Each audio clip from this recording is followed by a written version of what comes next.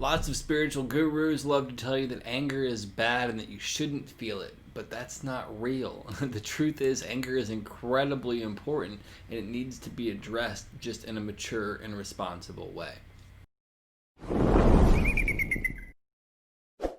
Mm-hmm. Hey, what is up, everybody? Ross Cessna from Spiritual Phoenix Studios, bringing you some practical spiritual guidance. And today, we're here to talk about anger. And honestly, anger is one of those things that we need to address intentionally and with some self compassion, right? Because typically, a lot of people want to make you feel bad for feeling angry. But anger is there for a reason and it needs to be acknowledged. It doesn't need to be suppressed or ignored. It needs to get attention. But if you are angry, here's a couple tips that can kind of help you diffuse it and learn how to express anger in a healthy way. So the first one is just walk away from the situation. And again, people tell you that you need to resolve everything, you need to calm yourself down in the instant. And that's all good and fine, right? But in reality, sometimes you do just need to walk away.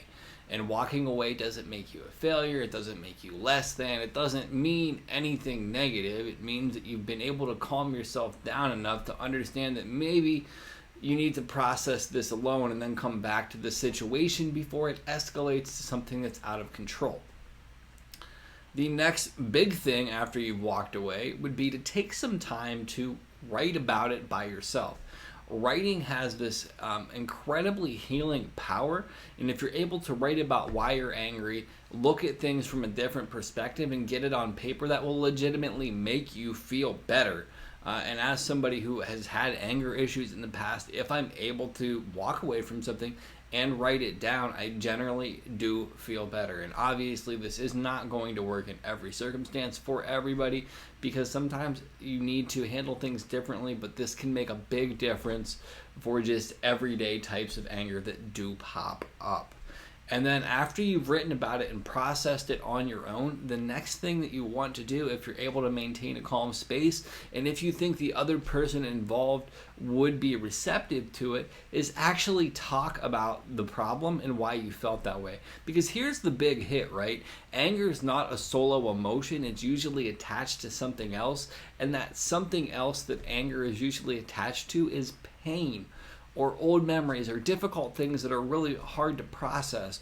And if you get down to the core of why you're angry, and then you can express that I felt this or I was thinking this and have an actual conversation with somebody about it, it can tend to help move things forward and actually be incredibly constructive and productive, and it can be a really intimate experience. Now, with all of that being said, you really have to understand who you are going to be in communication with, because some people aren't going to be receptive to it no matter what, and some people are going to continue to push your buttons. So you have to do this mindfully.